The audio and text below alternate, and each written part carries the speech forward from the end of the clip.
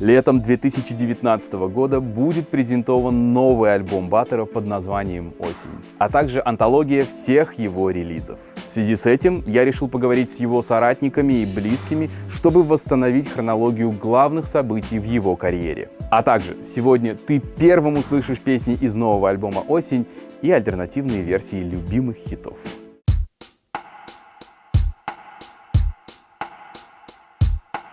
Много с кем разговариваю в эти дни. И, конечно, Батырхана представлять без студии невозможно.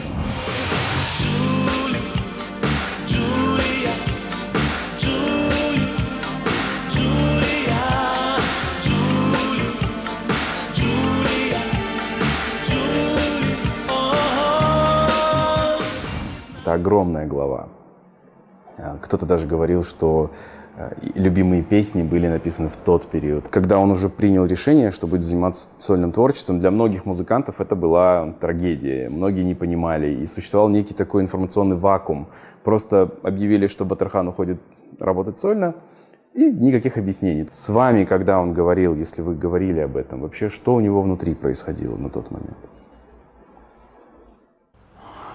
Ну, то, что он переживал, конечно, это однозначно. Однозначно, потому что все, чего он добился к тому времени, это было со студио, и в творческом плане, и в музыкальном плане. Что вообще по этому поводу можно сказать? Это, вот, наверное, период такой был, ну, во-первых, само время это, оно такое безвременье было для музыкантов, когда и страна уже начинала как-то по-другому себя вести, да, и союз разваливался. Для кого-то это был такой подъем серьезный, да, с новыми перспективами, а кто-то, наоборот, все-таки переживал и больше себя чувствовал на той стороне, которая уходит, как говорится. У нас нет спонсоров, и, в общем, за все приходится самим платить.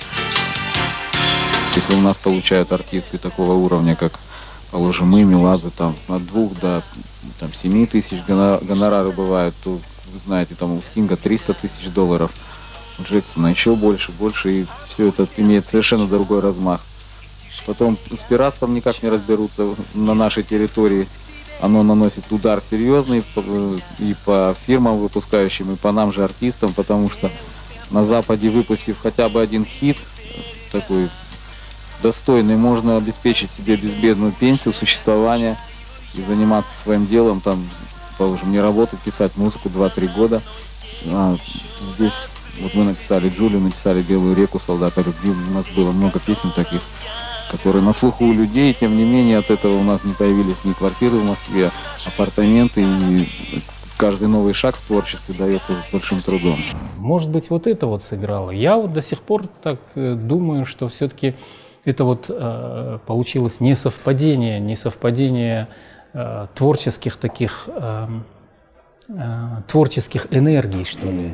Вот. У кого-то она вверх пошла, и это нужно было, причем обстоятельства не такие, что кто-то лучше, а кто-то хуже, а просто обстоятельства жизни так вот складывались, что вот у Баттера, у него там вот работа с Есениным началась интересная, творческая такая, вот, какие-то планы были, он начал становиться зрелым таким музыкантом, и вот это вот все время нужно было что-то новое делать, двигаться вперед. Там перспективы есть они или нет, но их надо было или искать, или находить. Он был уверен в том, что и для него, и для ребят это будет лучше.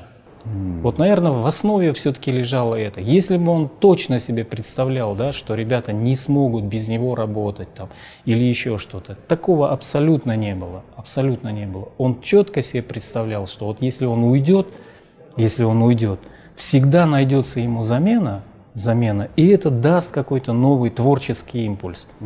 Вот я почему-то в этом уверен. В принципе, это так и получилось.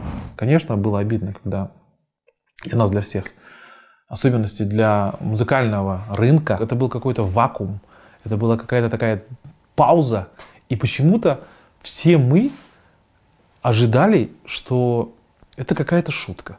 Да? То есть я подумал, да, что там полгода, год, потом возобновят. И мне было настолько, я насколько переживал, даже когда я работал уже с Батырханом, И с Куатом мы делали все эти аранжировки, писали альбом. Когда мы с ним ездили во время гастрольных туров вместе, летали. Мы всегда, кстати, очень часто говорили с Батором о том времени, о студию. Конечно, изнутри он переживал, это было видно. В особенности, это были те моменты, когда это было в первые годы после того, как он ушел из студии. Но я почему-то у него спрашивал, я говорю: Батор, может быть, получится так, что вы снова как бы так возобновите отношения и так далее. Он сказал, что уже, наверное, нет, потому что я уже вот как-то вот перенес этот... Ну, на самом деле, для всех музыкантов это была целая трагедия. Это было какое-то вот, как знаешь, как какое-то вот кино, которое вот так взялось и закончилось. Внезапно, неожиданно. Да. Знаешь, это вот, помнишь, такие были диафильмы? Ага. Вот он идет. И оборвался. Раз, обрывается в какой-то момент, и ты не понимаешь, что будет дальше. Вот так же было и вот в творчестве с ним, потому что все ждали. И почему я говорю всегда вот долго ждали, потому что я до сих пор ожидаю, и даже когда Батора нету, ожидаю, что наверняка осталась какая-то старая песня, неизданная во время студии, да. Наверняка остались какие-то, там, не знаю, там, кавера какие-то, да, интересные, да, которые, но поговорив с Борей, я тоже понимал, что и Байгали, и Владимир, и Баглан покойные, они все, конечно, очень переживали за то, что так случилось. Я думаю, Батырхан, он сам психологически очень сильно изменился, когда он покинул студию. Все думали, что все, да, вне студии не будет какой-то жизни, не будет творчества, и Батырхана там отдельно забудут. Вы думаете, он все сказал во студию? Он пришел к осознанию, что все, что хотелось сделать, творчески уже сделано, это повлияло на него? Да, интересный вопрос. Все сказал. Да, ну, вряд ли. Вряд ли он все сказал именно с ребятами, да, потому что, ну, каждый из них настолько мощная творческая единица, вот, что это нужно было бы или своими интересами, видимо, там жертвовать, да, и идти в чьем-то фарватере. Наверное, вот так вот речь стояла. Вот. Но в результате получается так, что вот мы песни о студии, которым уже 20-25 лет даже, да, даже 30 лет, и мы их слушаем до сих пор. Дождь льет, не беда, взгляд твой скажет мне да. Помоги, я солдат своей любви, как мне быть, подскажи, я не знаю. Джулия, стоп, ночь, подожди, не уходи. Стоп, ночь, подожди, мне нужны твои огни. Нелюбимая ждет меня у окна вечерами темными. Наверное, все-таки у Батора было 3 этапа. Вот в моем понимании. Это этап, когда он по-настоящему заявил о себе как настоящий инструменталист, играющий на очень сложном инструменте, саксофоне. Это первый этап, когда он еще был в составе группы «Арай» при Розе Конышевне. Для многих слушателей и зрителей одна из любимых работ Батырхана — это песня «Мы встретились». Это его песня. Расскажите, так как пожалуйста. мы работали в одном коллективе, Батырхан написал эту песню как дуэт, сразу, изначально. Вот из того, что Батор за свою жизнь спел, да, то есть все-таки любимая это вот его дуэт с Розой Рымбаевой с альбома «Рай». А наших встреч далеких облака уносит в небо времени река. А наших встреч далеких облака уносит в небо времени река. Мне летних дней не позабыть никак, пока тепло хранит моя рука. Не было такого вторжения, вдруг Рымбаева захотела с ним дуэтом петь, Он давайте. так представлял себе Он изначально. сразу изначально это представил. И когда началась работа над этой песней, каждый инструменталист, музыкант внес свою лепту.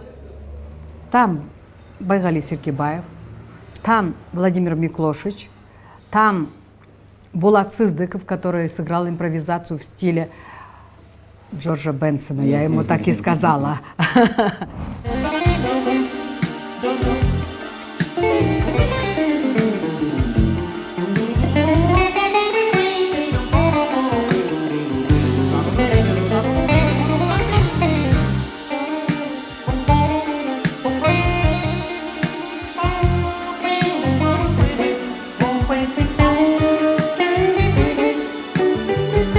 Поэтому, видите, каждый внес.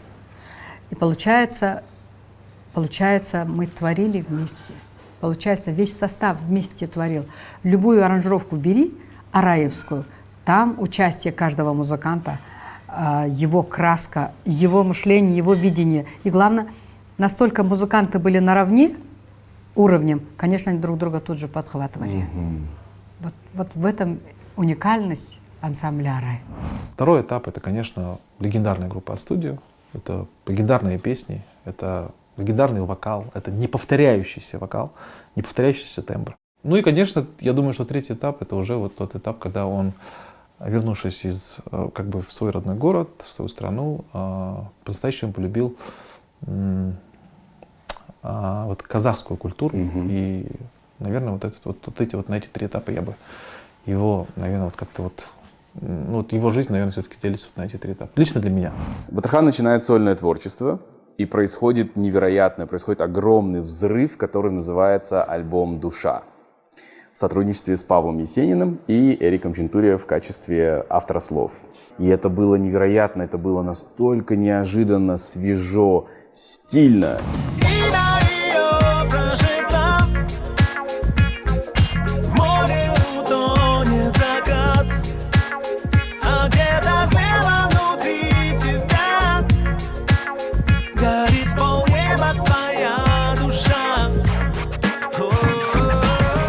Был какой-то другой Баттер. Вот.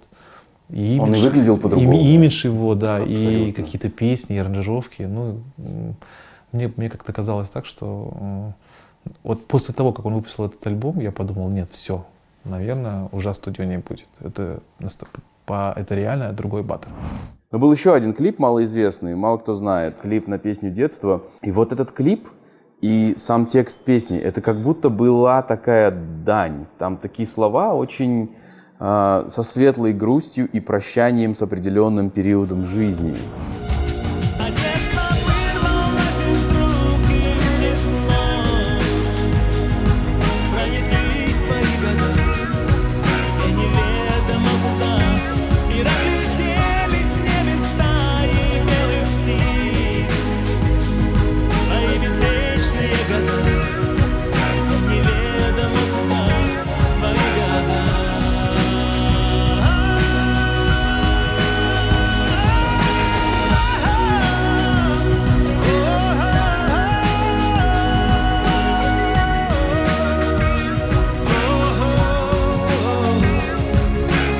Его тоже мы не очень часто видели. Впоследствии эти клипы пропали, а альбом так и не вышел. Мы услышали «Дождь», мы услышали «Душу», «Брат», песня гремела просто тогда. И вот «Детство». Все остальное гораздо позже уже появилось. Я был одним из первых слушателей, потому что Баттер, приехав из Москвы, нам с Куатом показал несколько треков из альбома. Это был трек «Брат» с группой Hi-Fi. Ну, «Брат» — это тоже действительно такое оригинальное было вообще решение. Двое мужчин поют, и абсолютно разные голоса, тембральность, стилистика разная, да, и он поет в своем как бы формате, своей краской, который привычно слушателю. Вдруг Баттер вставляет свой голос. Это настолько благородным становится эта музыка. Я думаю, что это тоже вот что-то новое. Но великим был настолько, сколько был ты одинок. Как умел, так и жил. Он играл и он платил. Что любил, никто не знал, и он не скажет, не спросив о цене за потерю. меняет небо мелкие монеты.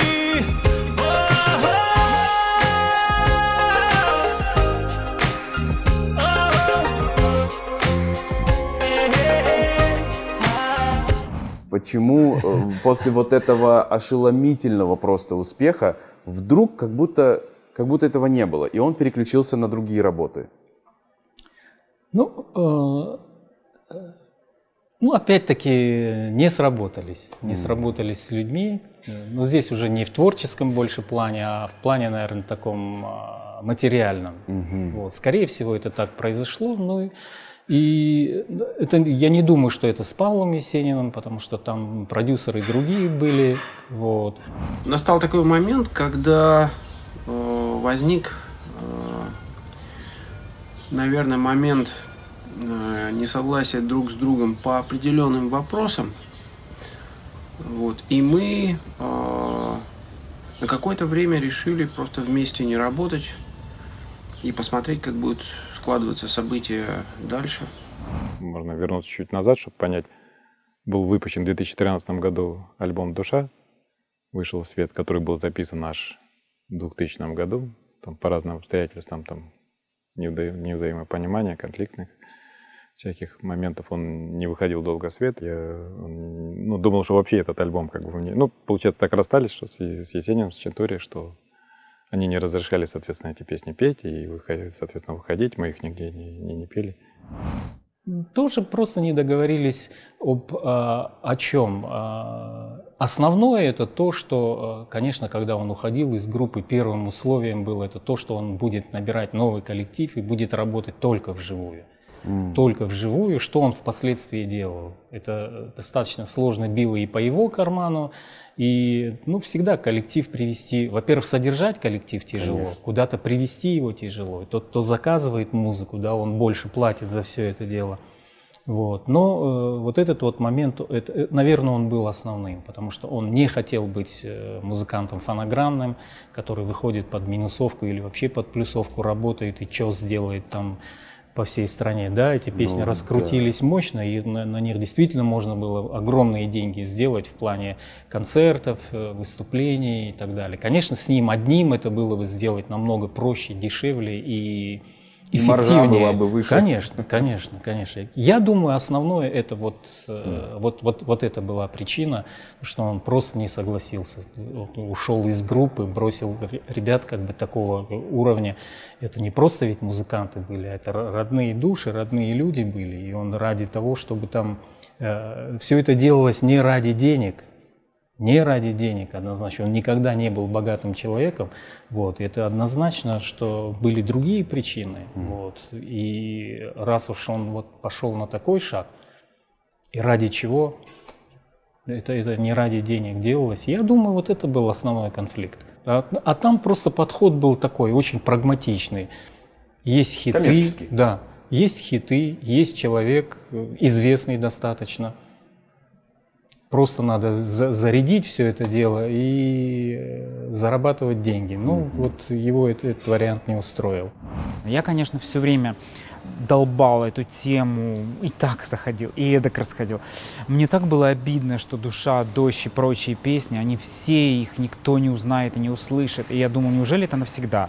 Но тогда я еще надеялся, потому что все-таки 2003 год. Но я понимал уже даже тогда, что время быстро проходит, и народу уже подавай все свежее и свежее, а их никто не оценит. А песня вот эта, где он поет насчет того, когда я забуду тебя, да, там есть такие слова, что по сути дела никогда, когда там облака поменяют там свое направление, еще что-то такое, там я уже не помню точно слов.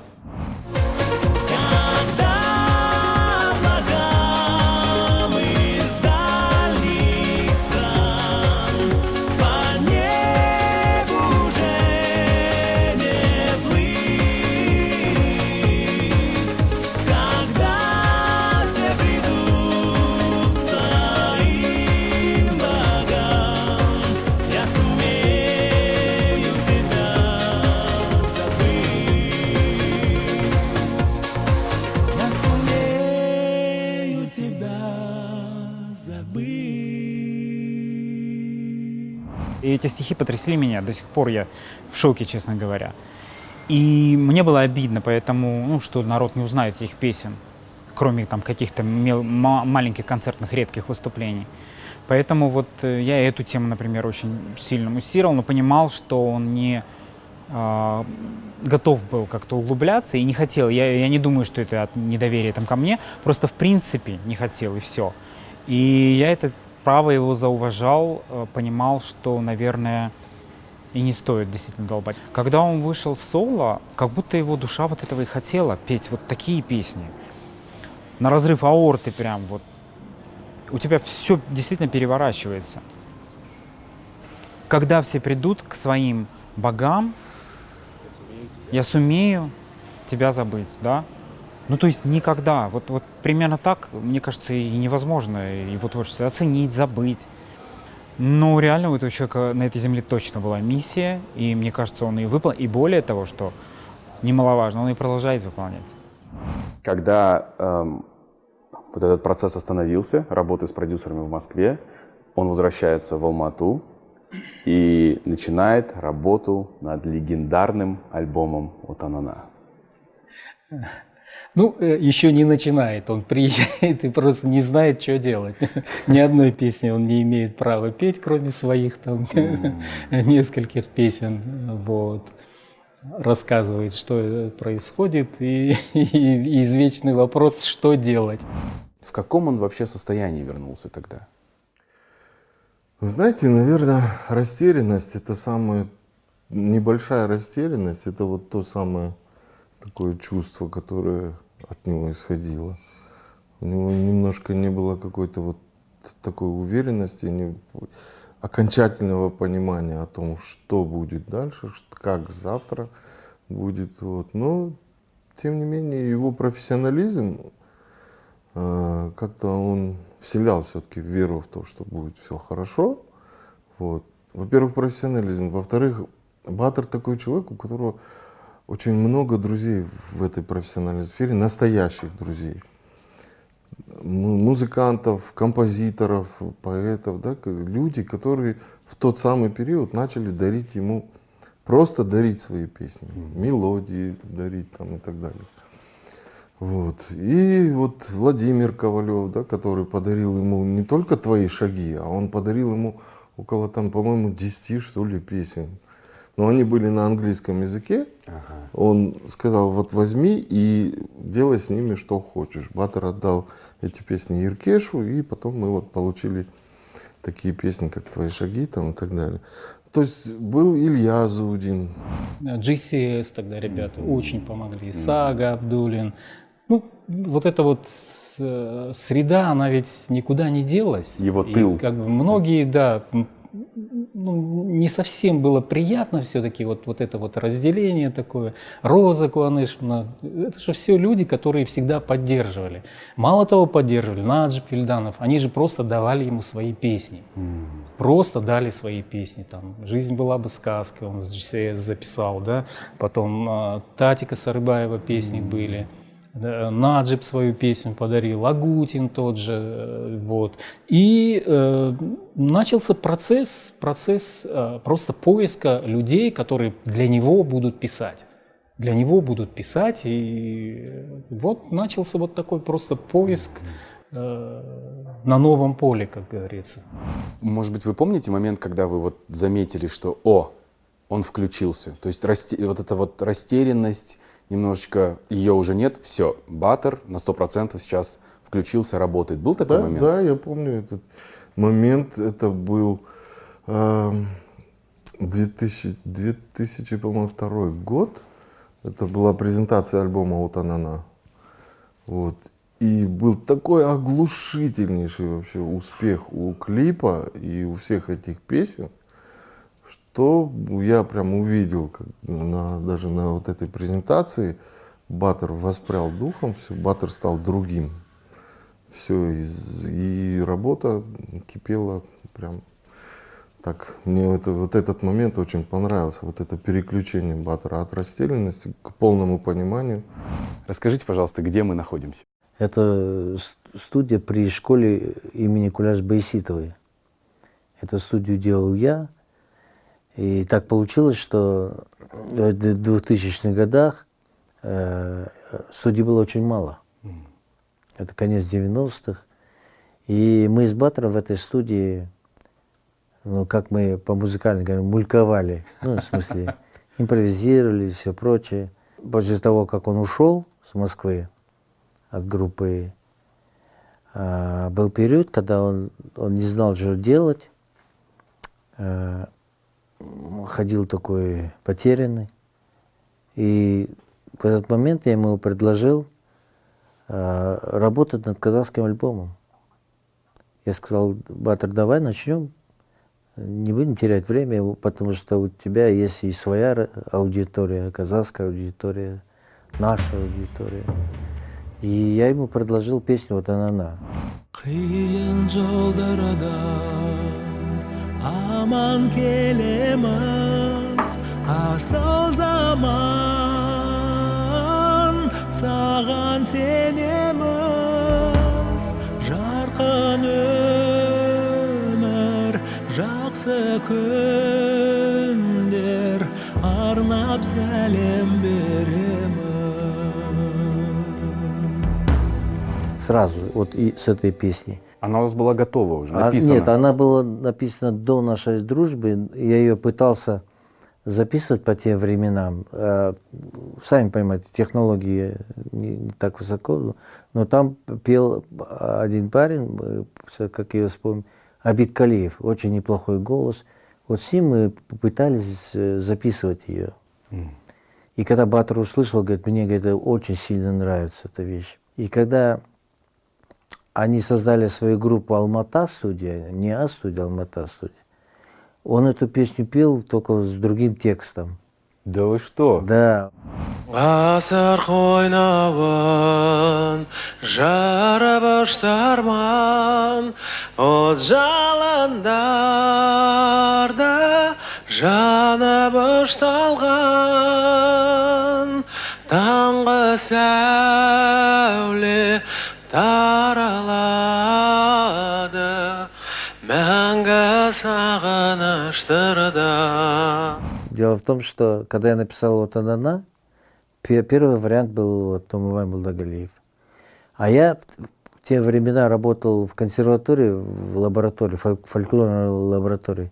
И там сидели женщины, филологи. Я им, естественно, принес эту песню, показал. Он говорит, ну, говорит, знаешь, слишком много пафоса, слишком картинная, плакатная какая-то. Ну, я и поверил, и написал второй вариант. Второй вариант назывался, почему-то у меня ассоциировалось с песней «По долинам и по сгорьям». Да, если напишу про Джангельдина.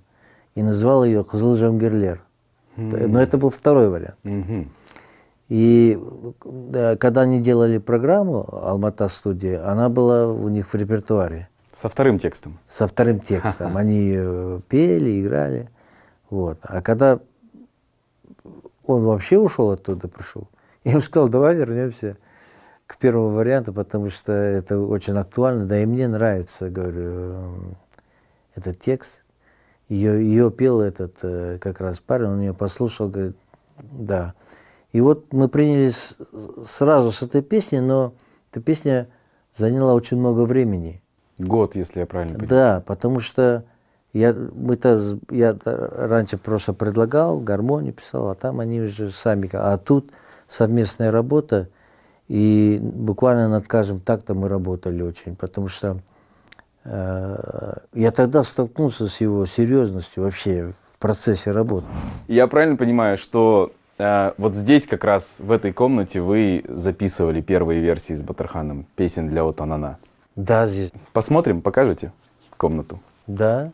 Так, это та самая комната, где вы писали да, Баттер. Первые Баттер здесь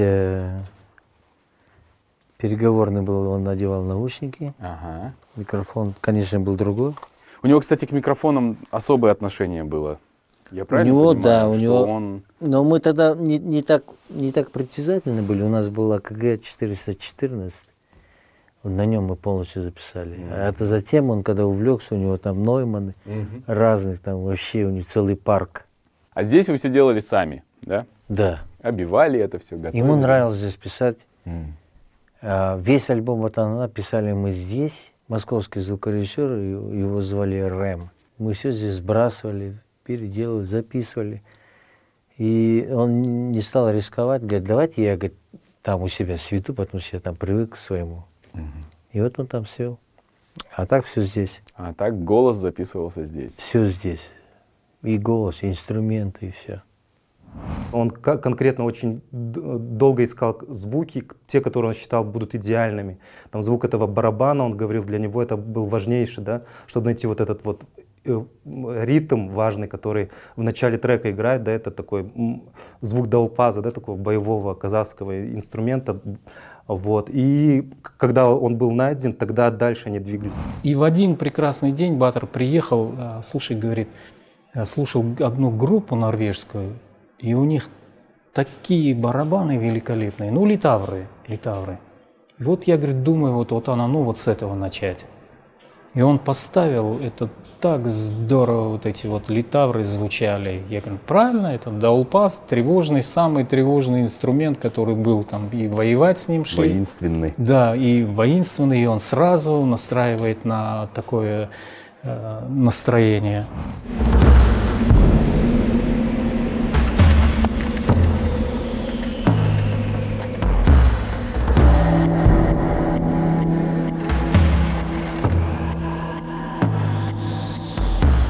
И пошло вот так. В то время Ренат Гайсин, он молодой совсем пацан, да, никто его и не знал тогда. И вот Куат его привел тоже.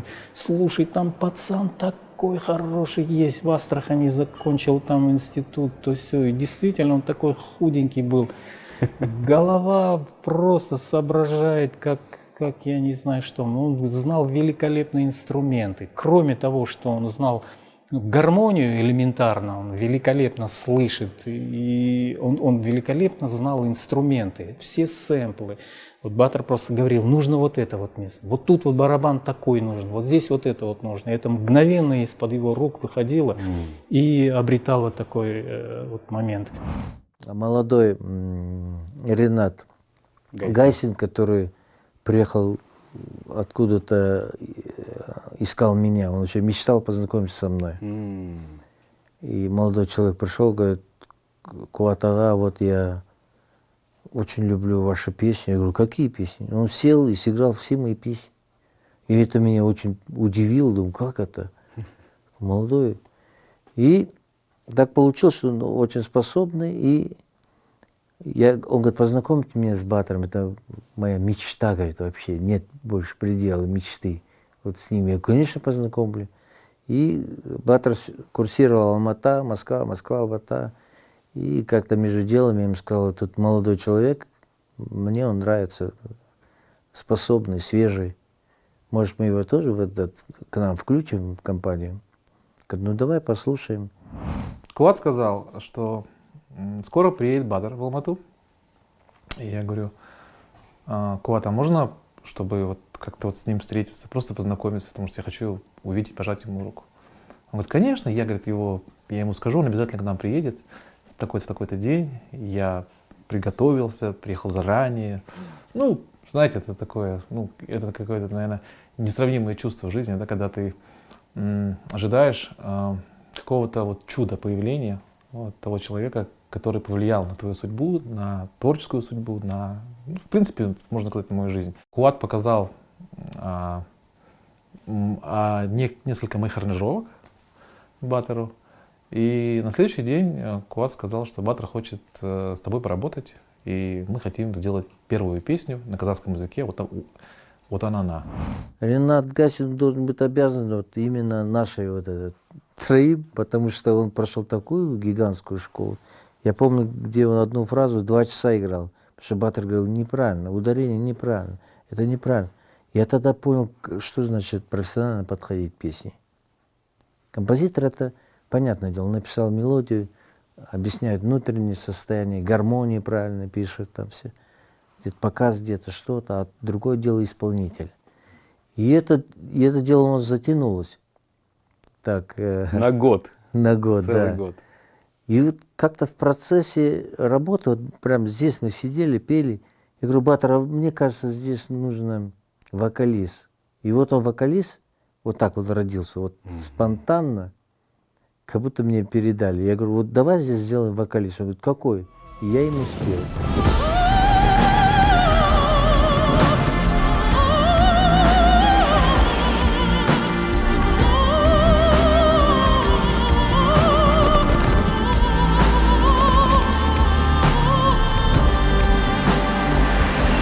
Вот этот вокалист, он в процессе этой работы появился у меня.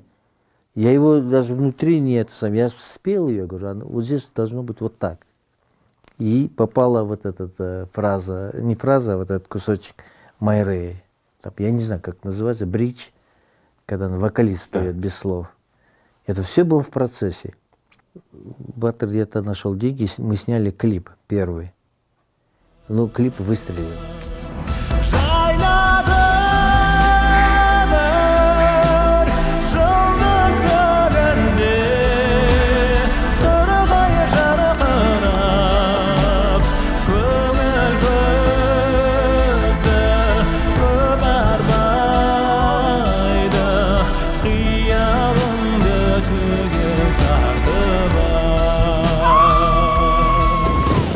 Мы были уже на взводе, мы почувствовали вот этот драйв, этот кайф, прям все так естественным путем пошло. А потом в процессе вот мы не стали сразу второй клип писать, мы делали методично альбом, песни за песней, и одна из них попала вот как вторая, «Сагам Дунье», как в этой трилогии.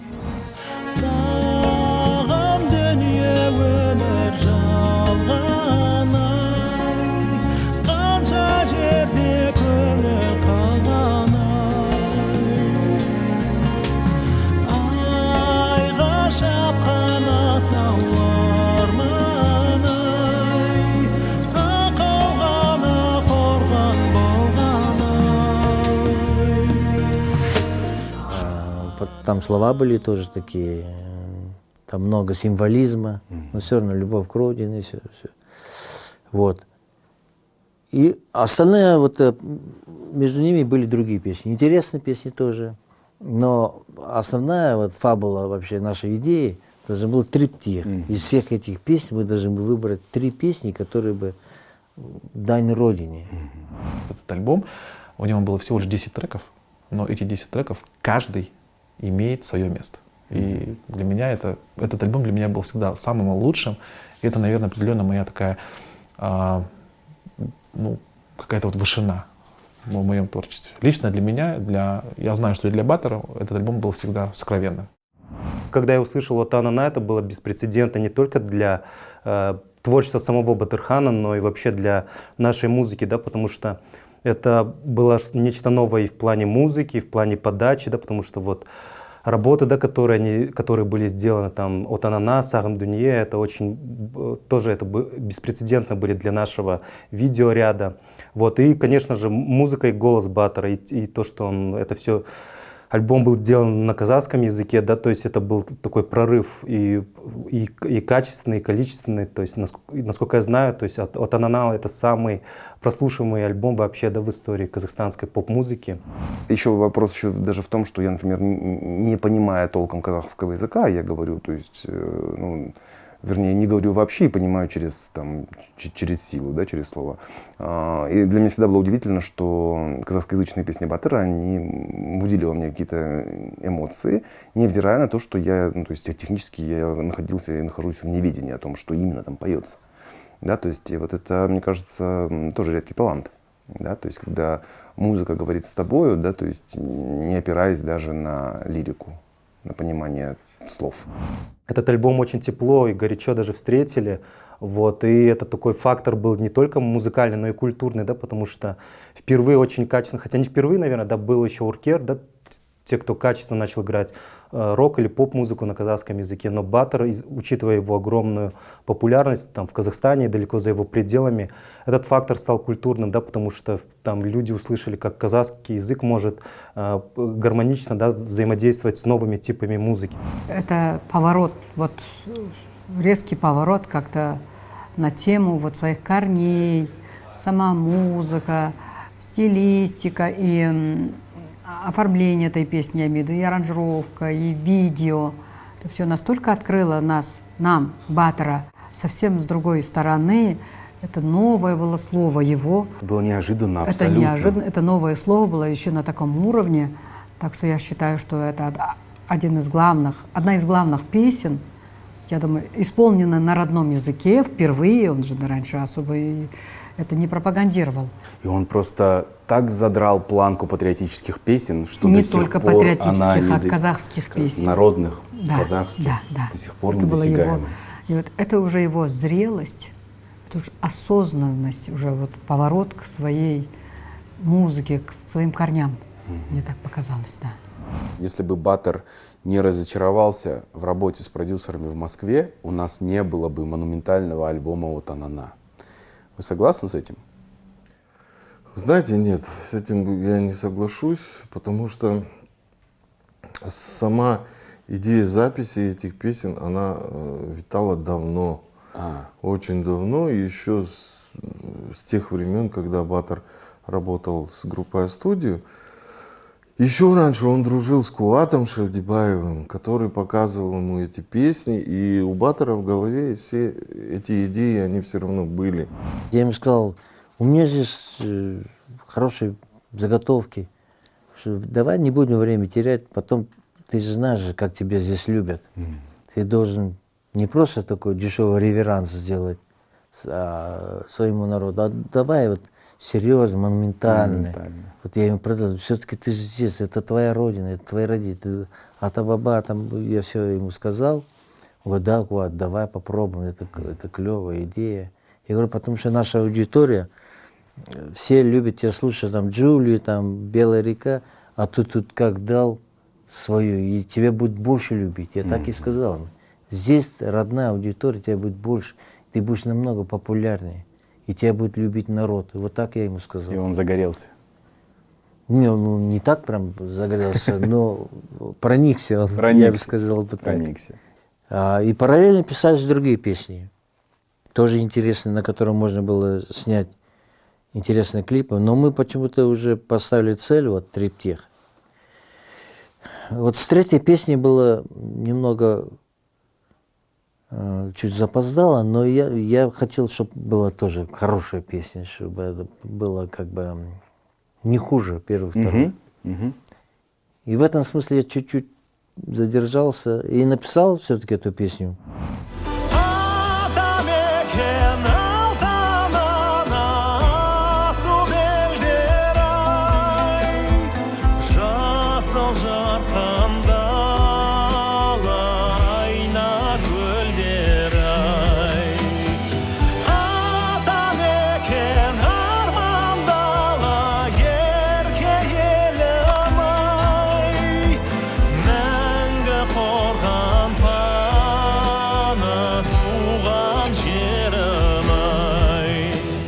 И опять-таки было много вопросов относительно аранжировки. То, что он сделал аранжировщик московский, ну, все правильно, все хорошо. А я говорю, давай мы сделаем антипод. Вот не будем давать сильный пафос давать, а такой камерный, такой естественный, меньше инструментов, задушевности. Вот если вы были на концерте, мы его голос поставили и такую условную аранжировку сделали. Ну, она ближе, похожа вот к тому, что как я хотел.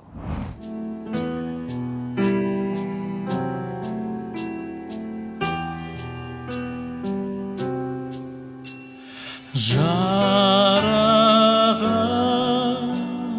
жаным елдана, арайлы таңым сен ғана. Айналадың мені алтын анамдай, аяладың мені жарқын балаңдай. Айналадың мені алтын анамдай, аяладың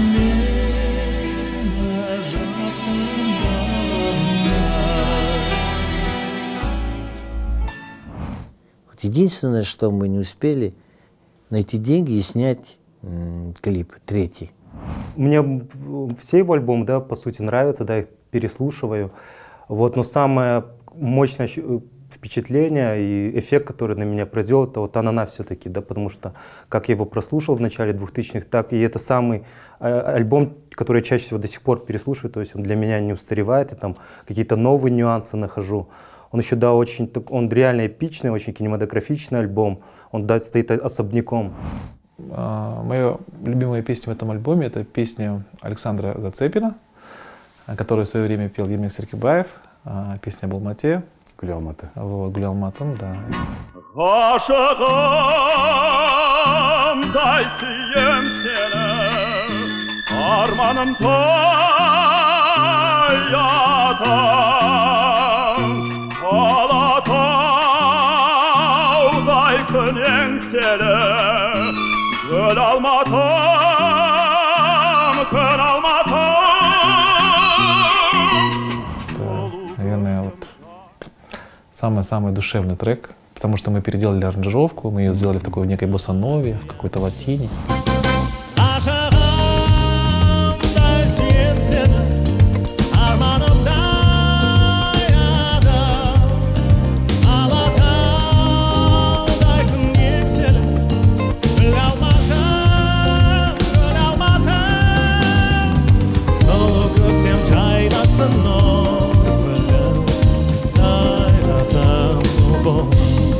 Я вообще хотел сказать, что, наверное, все-таки это гимн Алматы. Лично для меня это всегда было таким... Самая лучшая песня о Алмате. Ну, нету лучшей песни, чем это. Потому что, ну, так как пел ее Ермек Серкебаев, конечно, да, это классика. Но как переделали ее мы с Баттером, вместе с Куатом, это, наверное, какой-то вот такая реинкарнация, да, то есть материала.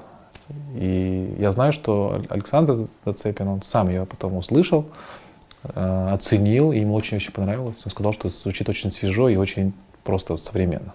Как-то так. На альбоме от «Анана» есть песня, которая гораздо позже ее уже люди как будто бы стали ценить. «Айлаган Арманай». Она каждый раз под дых.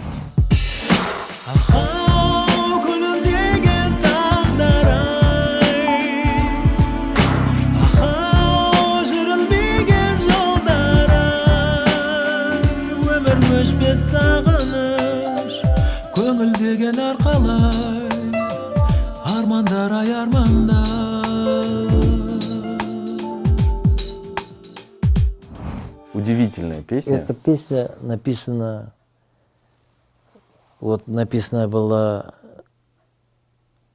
я не знаю, что первое, вот она или Айлаган. Они рядом, две песни. Я их выстрелил одновременно. Только я не помню, первая та или это, но они две песни сразу написал. Ну, в принципе, сначала выбор пал на те песни, которые Баттер раньше пел.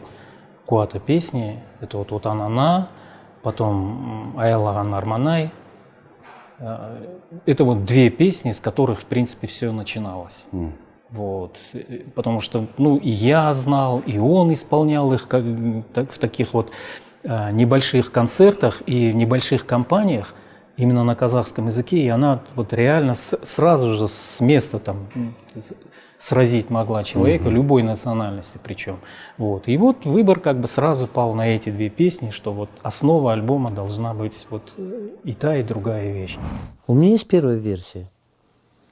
И мы, конечно, единственное, то, что мне как автору, говорю, Баттер, мы сделали сложнейшую аранжировку, конечно, молодежь поймет.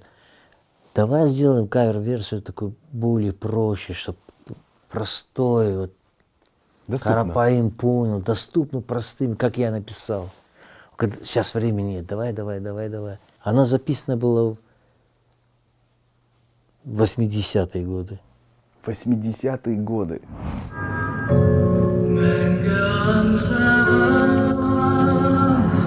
С лентой переписали. Артефакты все, да?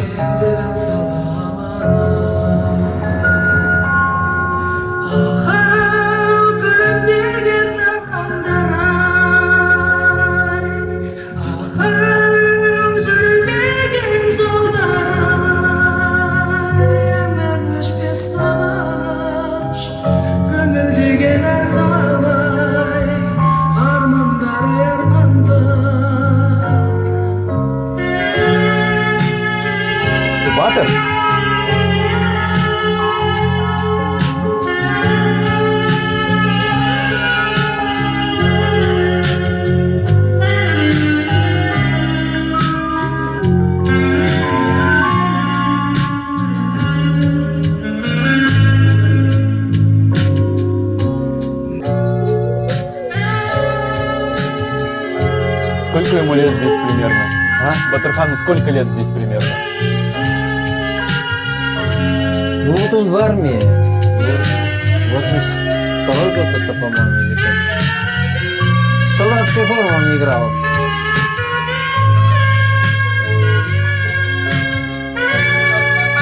Он сам тогда не знал, что ее будет петь потом, да? Но он кайфовал от этой песни. Когда ты, Тима, сказал, что мне нравится эта песня, ты знаешь, не все ее понимают, она очень глубокая. Вот Батыр клево спел, конечно. Аранжировка сложнейшая. Но она все-таки элитарная песня, заметь. Хотя мелос типично казахский. Когда они окончательно уже мастеринг сделали этой песни, вот, я Куату позвонил, говорю, ну что, Куат, вы, говорю, эту песню лет на 20 вперед уже написали. И, по-моему, этой песне уже и больше лет, честно говоря. Она до сих пор слушается. Благодаря стечению такого огромного количества обстоятельств, и творческих, там, и личных, там, и политических даже. Это вот все в один момент слилось, и родилась такая вещь. Получилось настоящее творчество. Да, получилось настоящее творчество, и оно реально дало свою отдачу. Эти песни, они и воздействовали очень сильно.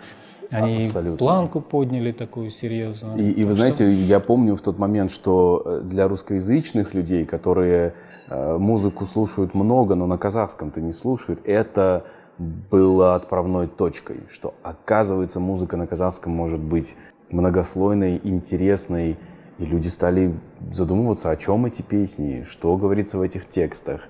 И за это, конечно, огромная благодарность. Да, смысл творчества, он, видимо, в этом-то и заключается, что вот так оно должно задеть, чтобы...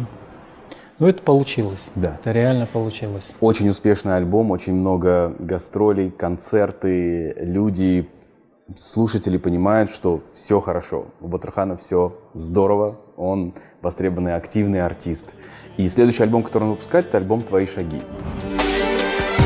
Я каждый день встречаю на алтаре печали и цветы целую, что любила ты.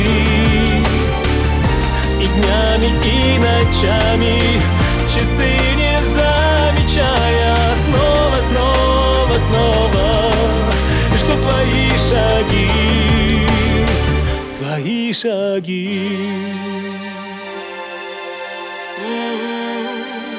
У любого творческого человека, да, вот когда заканчивается одна вещь, там она хорошо прошла, все, там сразу же, что дальше? Вопрос возникает, что дальше. И в такой ситуации, конечно, самое тяжелое – это найти хит.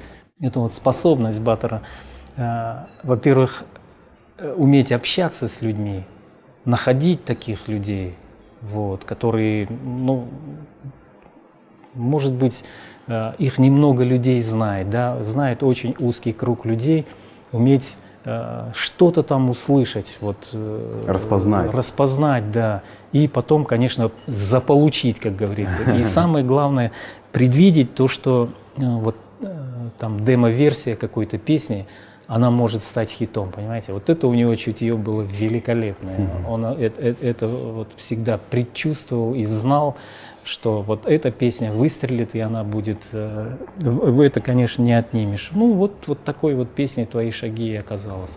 Потому что я когда демо ее услышал, просто демо-вариант там под клавиши, это просто фантастика была. Когда я эту песню впервые услышал, он специально узнавал мнение разных людей по поводу тех или иных песен, давал мне послушать еще чуть ли не на кассете, что ли, даже. Я не помню, что... Или болванка уже была все-таки.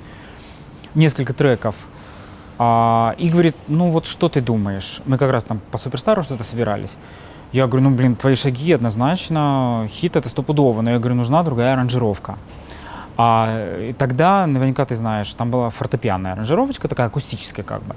Клевая песня, все я понимаю, да, но, к сожалению, блин, ну то есть я тогда еще как раз на русском радио работал, я отлично понимал всю эту конъюнктуру, что будет крутиться и как. Я говорю, нужно другое.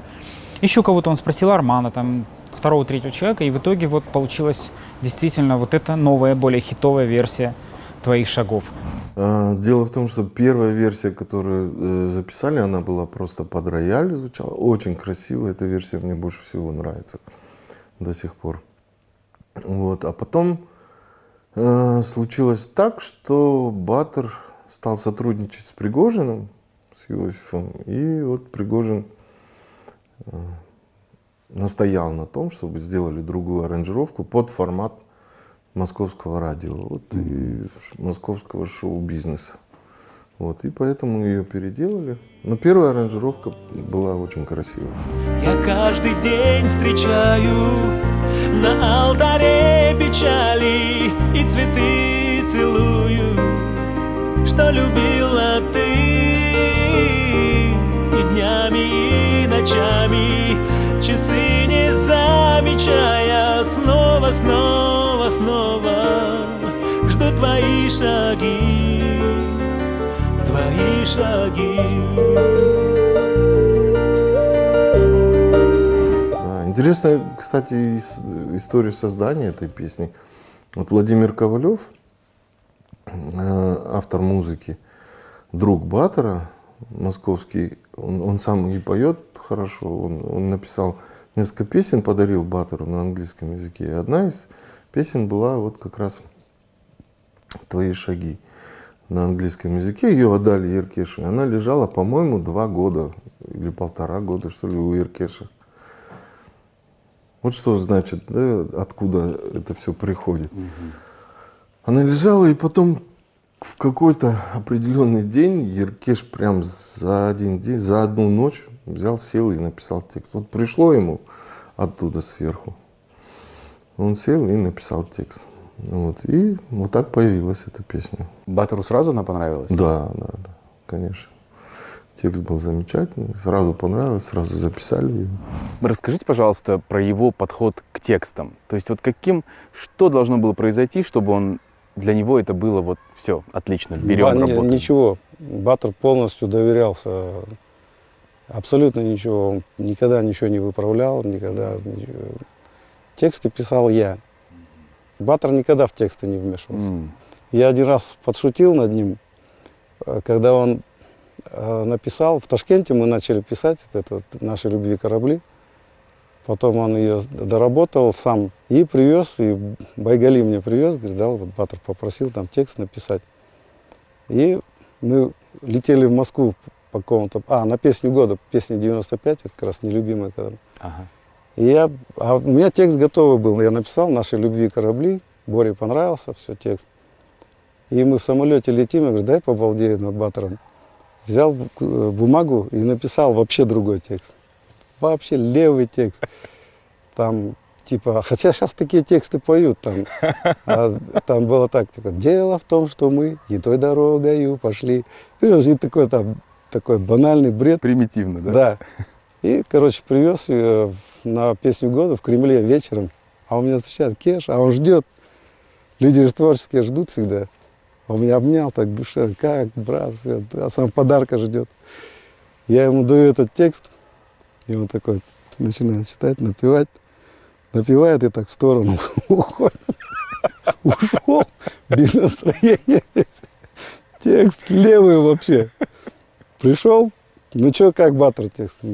Ничего, Кеш, нормально. Грустный, расстроенный, я ему с другого кармана вытаскиваю этот текст, говорю, я пошутил. Он прочитал, расцвел, весь вечер летал, короче. Это был такой прикол. Вообще у нас с текстами, я один раз на коробке из кроссовок, из-под кроссовок песня «Осень рисует». Вот мы купили кроссовки, тоже, по-моему, в Ташкенте или в Бишкеке, сейчас точно не помню. Из Бишкека в Ташкент, по-моему, переезжали на поезде. Бумаги нету, текст пришел в голову, и на кроссовках написали. И вот он тут, Баттер стоял с этих кроссовок, списывал, переписывал, все. У нас была система. Песни присылали композиторы, авторы мне. Из них я прослушивал и отбирал какое-то количество там, из всех песен. Вы участвовали, да, в этом процессе? Непосредственно. Процентов 10 я из них отбирал и уже показывал Баттеру. Вот, потому что присылали иногда, знаете, такие были просто блатные какие-то песни. Шансончик? Да, шансон, причем такой откровенный там шансон был иногда. Иногда какие-то песни такие откровенного танцевально-турецкого направления, например. Да? Ну, это, естественно, все отсеивалось, а что-то оставалось такое более-менее серьезное, более-менее интересное. Я уже Батору показывал, и Батор уже отслушал. Но у Батора был такой критерий: песни не должны были быть похожи на то, что он делал раньше, до этого. Ну вот на альбоме «Твои шаги» есть еще одна песня, которая называется «Отпусти». И в альбоме, опять же, она звучит очень так, ну, приглаженно, очень по-российски, я бы сказал. Отпусти, если можешь, не грусти. Просто нет больше сил, больше сил. Отпусти, грешного меня прости. Я тебя любил. Но изначально-то, оказывается, песня была совсем другой. И была очень алматинской. Изначально была версия Рената Гайсина. Вы слышали ее? Нет? Да. Такая она прям светлая, задорная, прям алматинская. Да. Это Агутина песня, он тоже подарил ее вот в тот вот в период безвремения, как говорится. Да, она была такая очень интересная.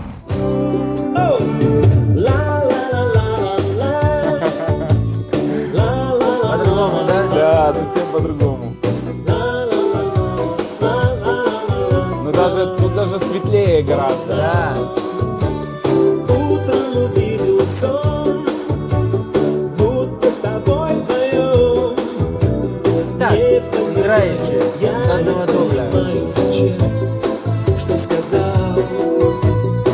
Вообще дело в том, что «Твои шаги», там группа, которая работала над аранжировкой всех этих вещей, это питерские ребята. Вот. И у них, ну, такой вот свой стиль он сложился, как бы вот Батор говорил, такую интересную всегда фразу: музыкальный дизайн. Вот. Я от него первый раз это вот услышал слово «музыкальный дизайн». И вот, наверное, вот аранжировщики те, они такие молодые абсолютно ребята, и вот по тем временам вот тот дизайн музыкальный, который они предложили, он был очень модный, вот реально модный был в этой тусовке. Вот. И, в принципе, весь этот альбом, он вот в ту сторону и ушел. Такой он гладкий, красивый, с музыкальным дизайном. Я вам поставлю песню «Осенний мотив». Мне очень нравится, я ее тоже очень давно написал. И Батор, когда уже был вне группы, он ее записал свою. Вы слушали эту песню? Мир улиц пустых, неясных теней, задумчив и тих, как дом без огней. Неоновый свет зеркальных витрин, шорох листьев на мостовой. Лишь эхо в ответ на мой разговор с тобой. Луч звездный, как взгляд ушедшей мечты. И кто виноват, не знаем ни я, ни ты. Ну, это песня их молодости. Песня их молодости, она ведь тоже очень давно была написана. В каком бы состоянии ни находились вдвоем с Куатом, да. И когда Куат брал аккорды этой песни, все, они про все забывали. И, конечно, нельзя было мимо этой вещи пройти. Вот, они ее записали, она до сих пор вообще такая, как недосягаемая вершина вообще. Не каждый может спеть эту вещь. Вот, не каждый может. И в ней такое вот настроение алматинское. Вот Куат в этом плане, конечно, просто себя превзошел. Хотя он в очень молодом возрасте ее написал. В очень молодом возрасте. Как ни странно, мое любимое произведение его — это сам концерт и видео на концерт 2006 года, где Пресняков, Севара, где Далер Назаров. Вот это вот все. Во-первых, на самом концерте когда-то побывал. И второе, когда ты это заново пережил. Это вот единое цельное произведение, которое вот меня до сих пор потрясает именно вот как концерт.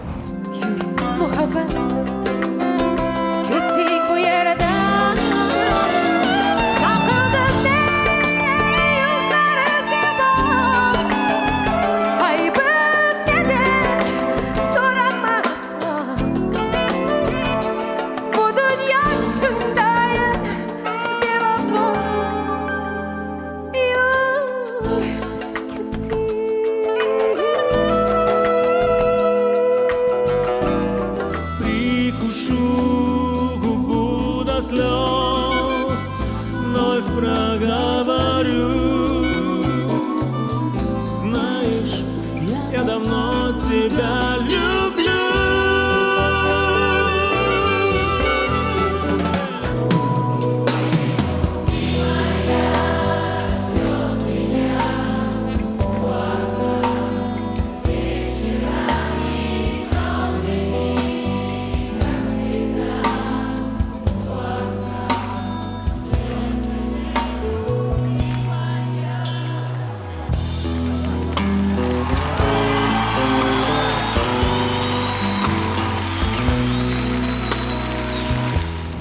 И вот это вот, ну, конечно, это опыт, сценический опыт очень большой, и он точно знал, как выстраивать драматургию, во-первых, концерта.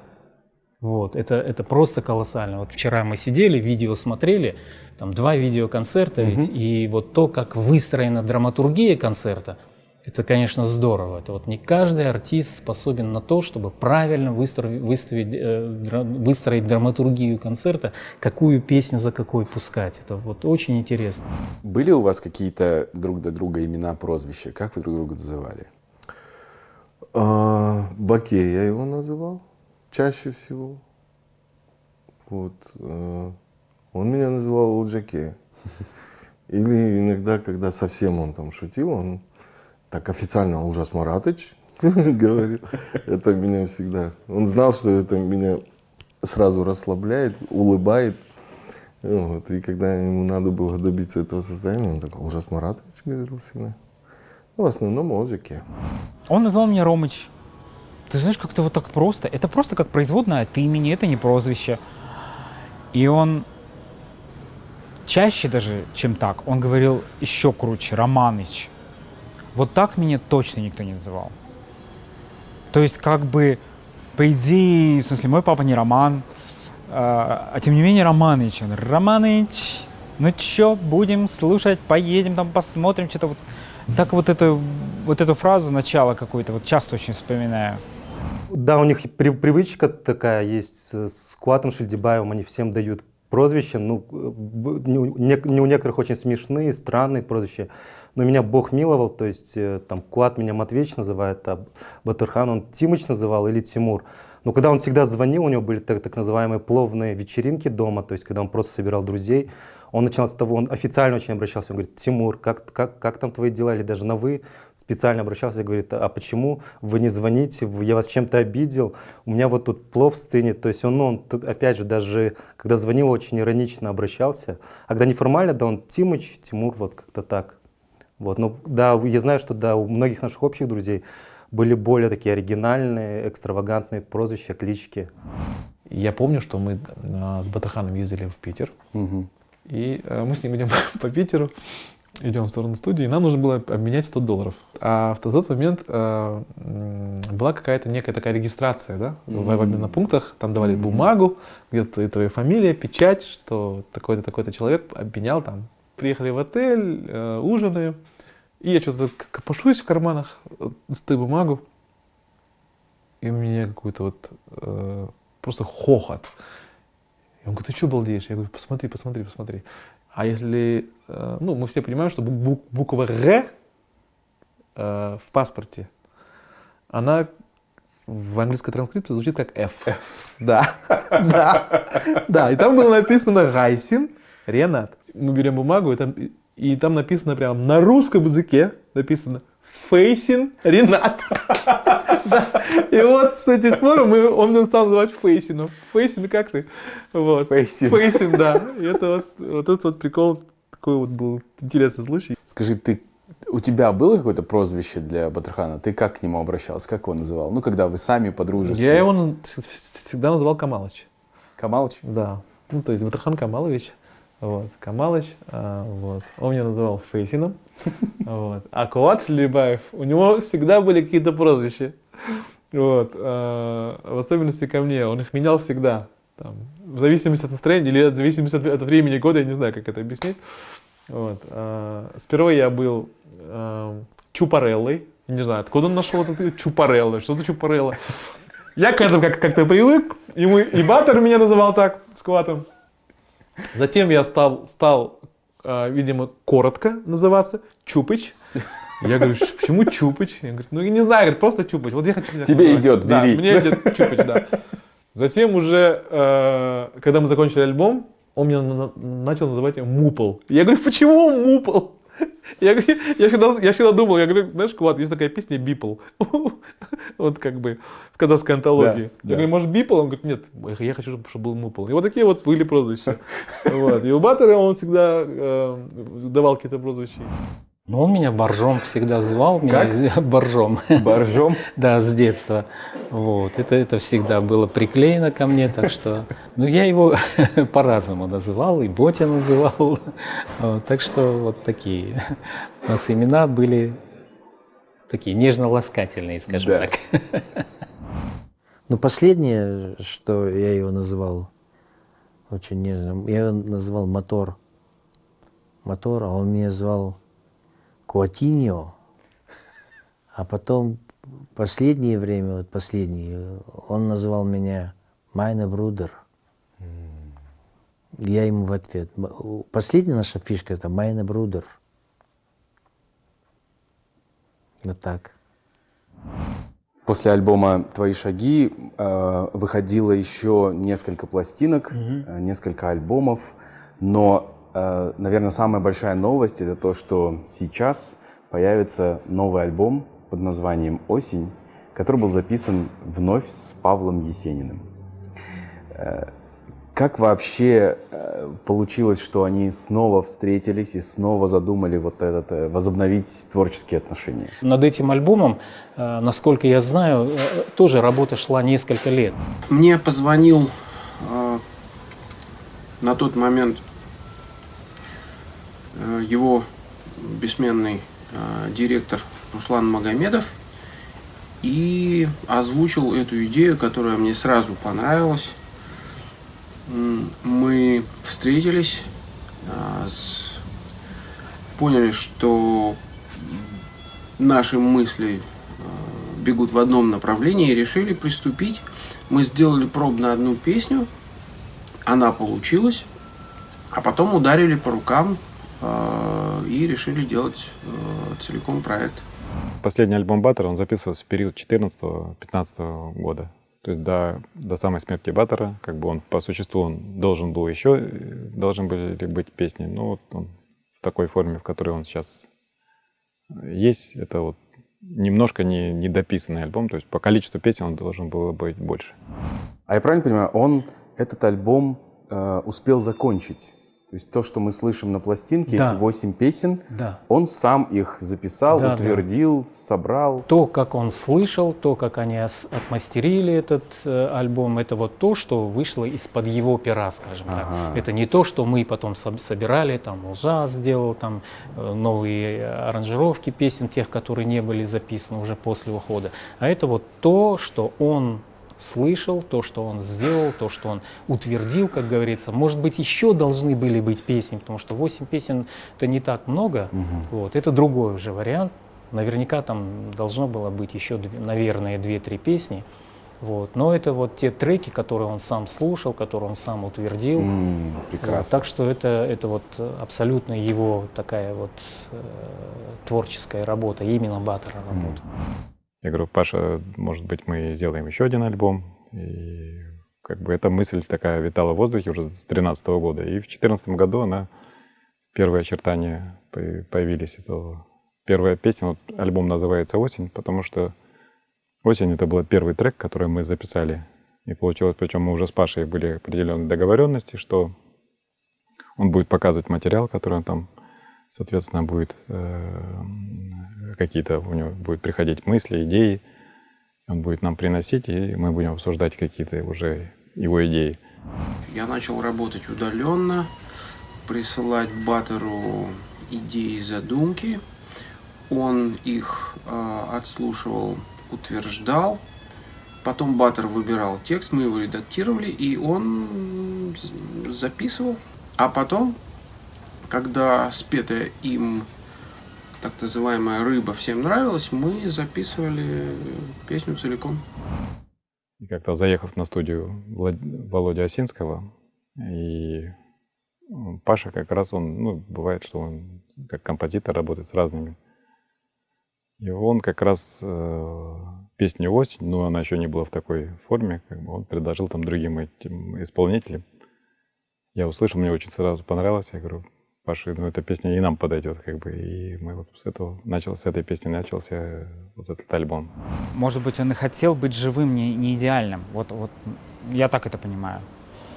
И уж, конечно, то, что мы услышали, это вот обращение, во-первых, как к тебе лично всегда, и, во-вторых, супер, что «Осень» поставили первой песней, первым треком.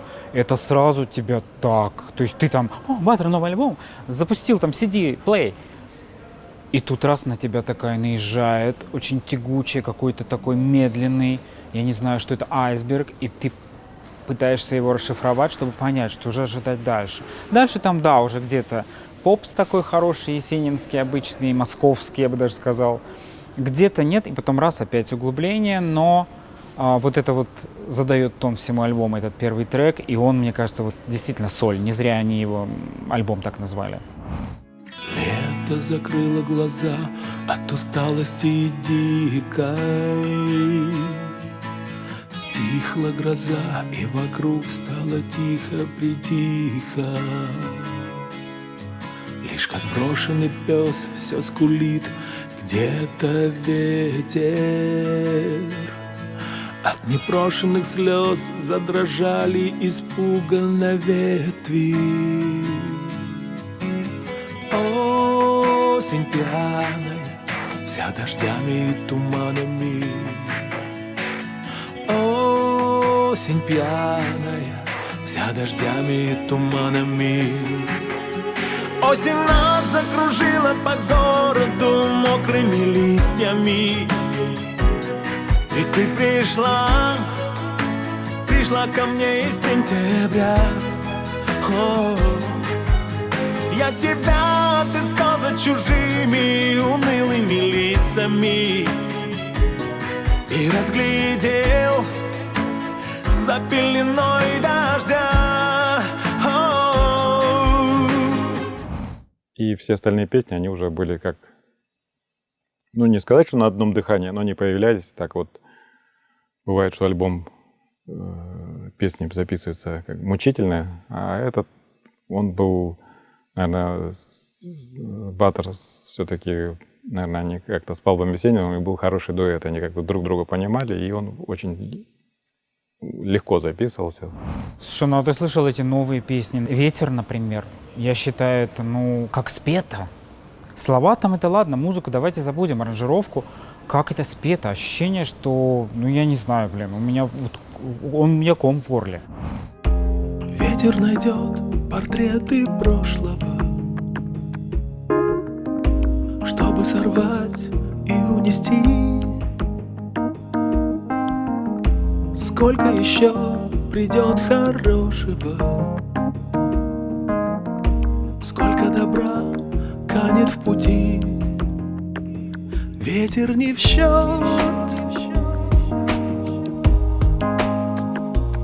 он такой. Будет еще новый день у нас с тобой. Я голос Баттера никогда таким не слышал вообще. Поэтому это вот и продрало прям совсем. какой-то вот как будто месседж, и ты сам поди пойми, что он тебе хочет сказать, и ты еще долго будешь переваривать, думать и доходить. Паша принес музыку, как бы мы наиграли, и тут в студии Баттер записал один дубль как бы этой песни, и мы послушали как бы и так совместно подумали, что, наверное, песня, она, ну, может быть, не очень коммерческая, слишком, может быть, трагическая, и, наверное, как бы она не стоит до того, чтобы, может быть, она выбивается немножко в альбом. Но Баттер говорит, у меня такие образы, говорит, с этой песней, как бы, она мне очень понравилась. И еще там есть одна песня, я пока еще название ее не запомнил. Тоже, ты знаешь, там есть какой-то надрыв, и там есть где-то Есенин района 98-го года. Вот по музыке я там услышал. Вот это тоже клево. И стихи хорошие очень. В городе тьмы и света оставлю все слова. Сердце мое ракета, сердце мое стрела. Только важно ли, что говорят вечные стражники, тайну хранят.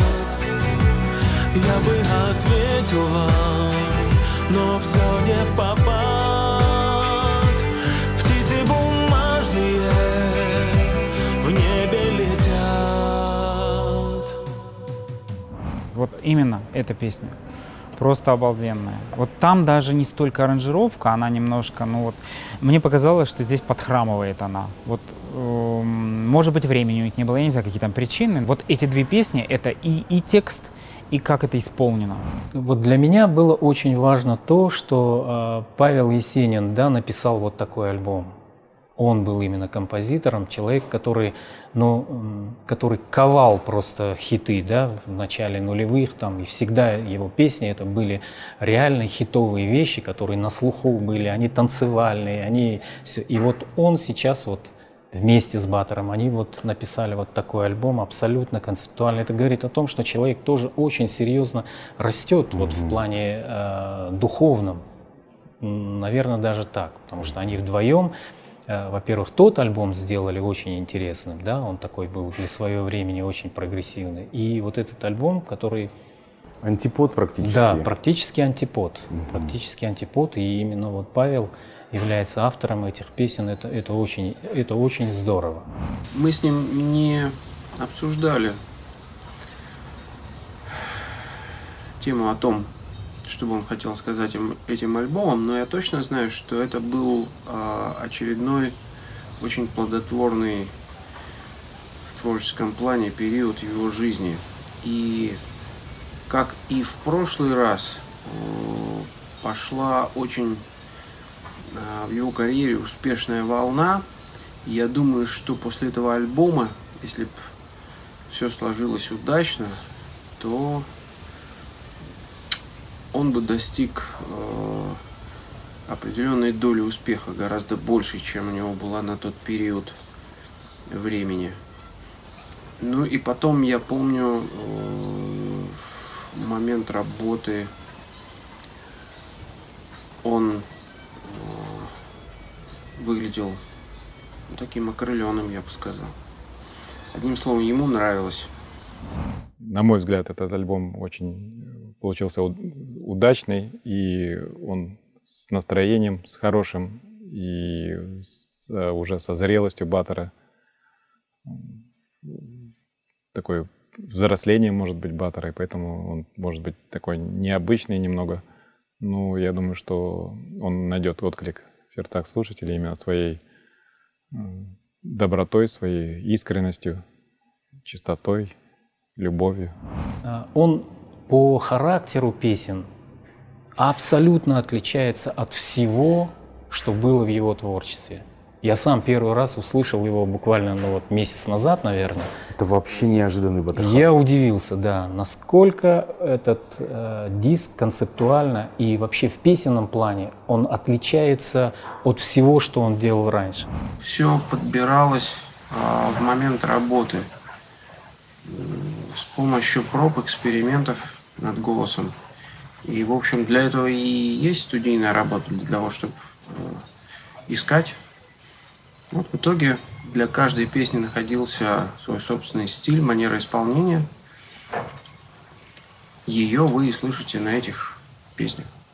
И вот гармоническое построение песен, оно совершенно уходит от хитовости. Там не преследуется цель хита, а заложена мысль.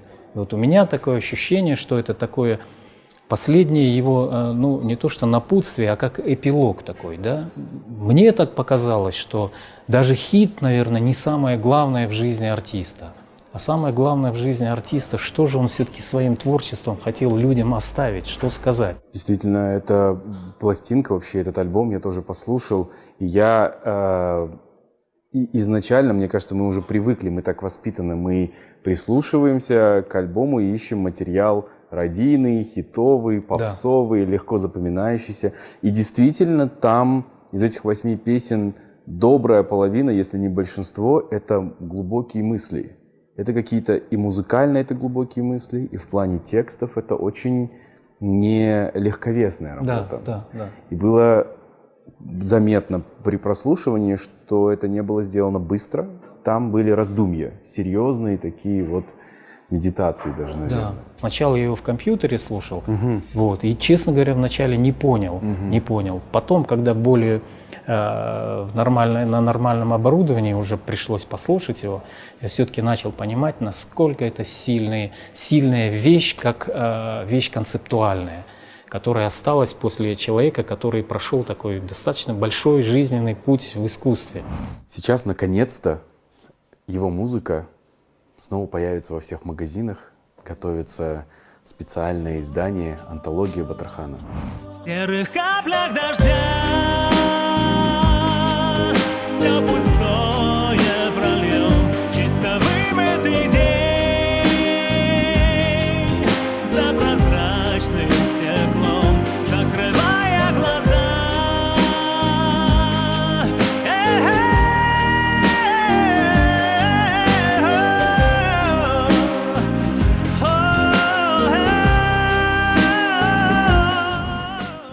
Скажите, почему важно слушать Батырхана? Это очень важно, потому что, во-первых, эти песни хорошие.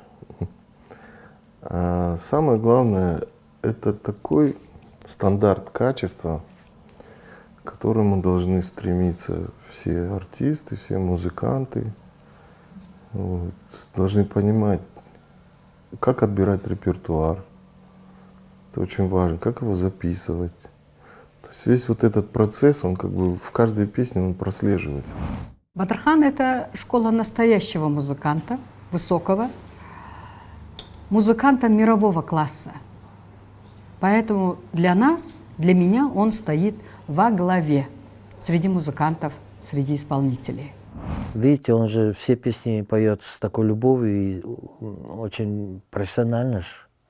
Мы же сейчас рассказывали, как он в каждой песне с трепетом, с любовью все это. Поэтому он стоит особняком. И песни же не вот эти вот попсы же он пел очень такие содержательные, народные, красивые песни. Вот этим он отличается от других. А это всегда пользуется успехом у духовных людей, например.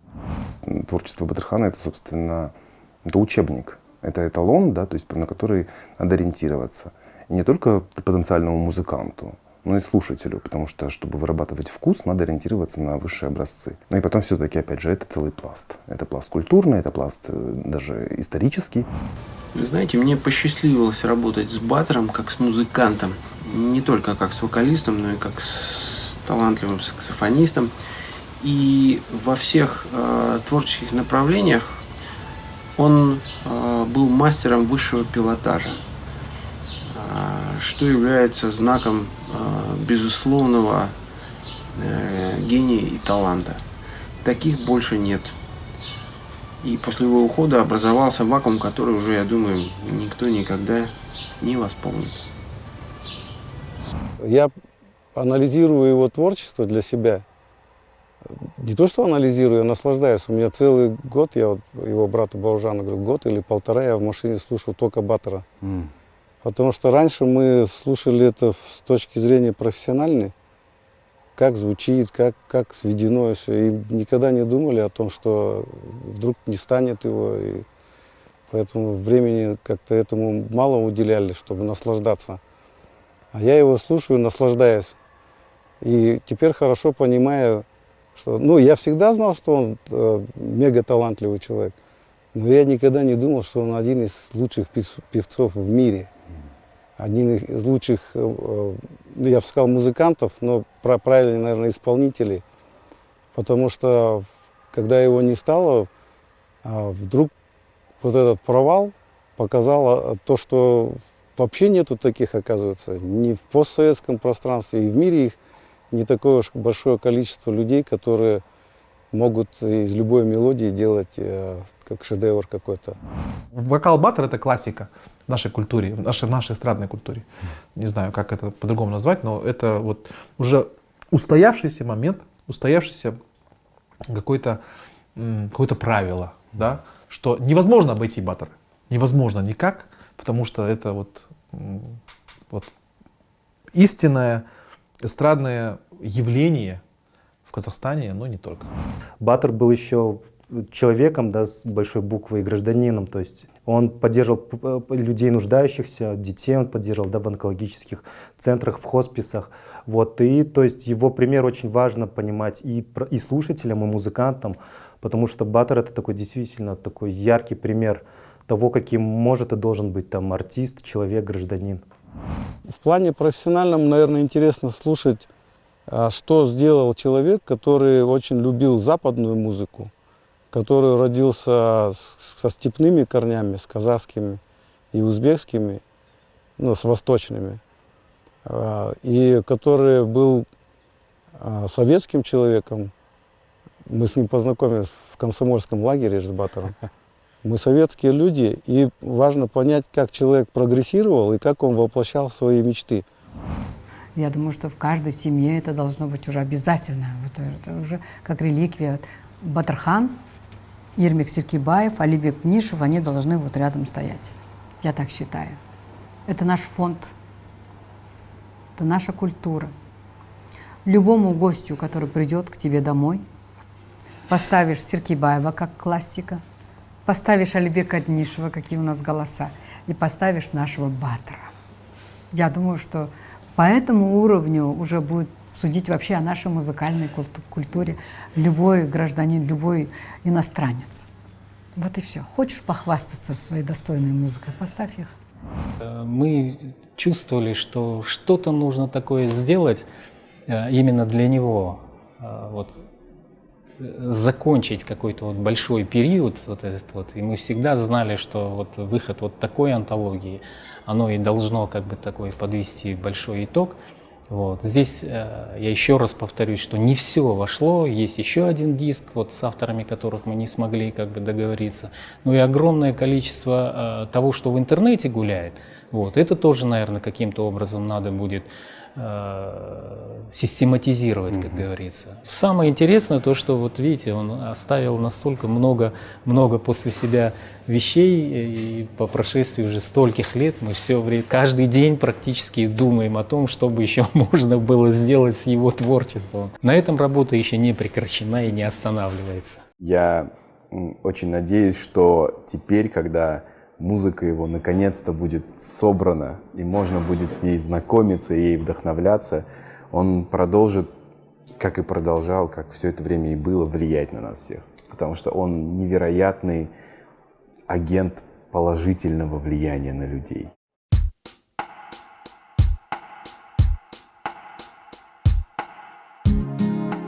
Тихий причал я искал, пристань для кораблей.